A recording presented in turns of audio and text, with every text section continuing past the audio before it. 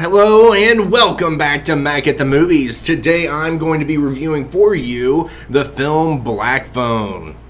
This film was released June 24th, 2022 by Blumhouse Productions and directed by Scott Derrickson, who had also directed films such as Sinister, which was one of my favorite horror films. The film The Day the Earth Stood Still, the remake with Keanu Reeves. We have The Exorcism of Emily Rose, Doctor Strange, and Hellraiser Inferno. So a lot of stuff in his wheelhouse, and I'm glad he could bring it back to horror because this movie was fantastic. I loved Sinister, but I really loved this movie. It's really hard for me to see which one I like more. I'd really have to watch them back to back and go from there. But both movies are fantastic. If you loved Sinister, you're going to love this film. And I think if you love this film and you haven't seen Sinister, do it because you'll love that one as well. But this film stars Ethan Hawke, who was in Sinister. He plays the grabber in this film, as well as Mason Thames, who plays Finney, Madeline McGraw, who plays Gwen, and James Ranson, who plays Max. James Ranson also played in Sinister with Ethan Hawke. He was the fanboy police officer, if you remember him in that film. But this film focuses around a local serial kidnapper, serial killer of children, the Grabber. He essentially drives around town in a black van. Nobody realizes that's who it is, but he has the back of the van filled with black balloons, and he somehow entices a kid near the van. The kid sees the balloons, and he uses it as a way to disguise the fact that he's kidnapping these kids. And you find that a lot of these serial kidnappings have left that call sign of the black balloons behind, which you find out a little later in the film. Not to spoil anything, because this is something I definitely don't want to spoil. It's one of those movies, this as well as Sinister, that I don't want to give too much away. Just the general thesis that you kind of catch from the trailer, with a little enticing salt and pepper added to that.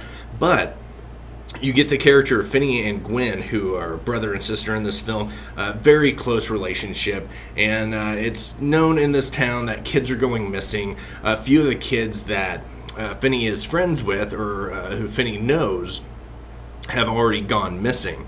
And so while on the way home from school one day, the brother and the sister, they're walking home. The sister's stopping by a friend's house. She's going to stay the night there, and Finney continues on his walk.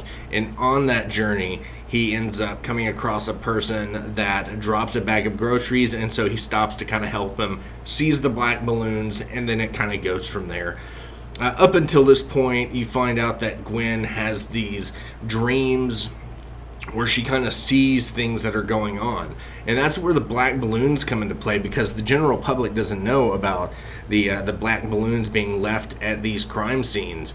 And the little girl knows that, and some detectives hear about it and question her. Her dad gets mad because she was questioned by detectives.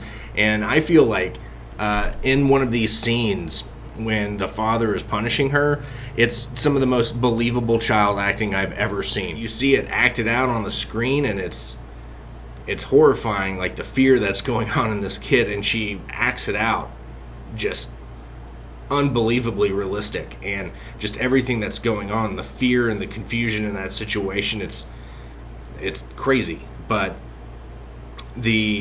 She has these dreams. Her dad doesn't like the fact that she has these dreams. He punishes her for talking about it. And then when her brother goes missing, she reaches out and speaks with the cops and says, "I'm having these dreams again." She makes a deal with good old JC upstairs and tries to get some more dreams pushed her way to help find her brother. It's a fantastic film, and I highly suggest checking it out. It's in the preview. You see that the film's called Black Phone because the child's taken to a room. The only thing in that room is a bed and a black phone that doesn't work on the wall.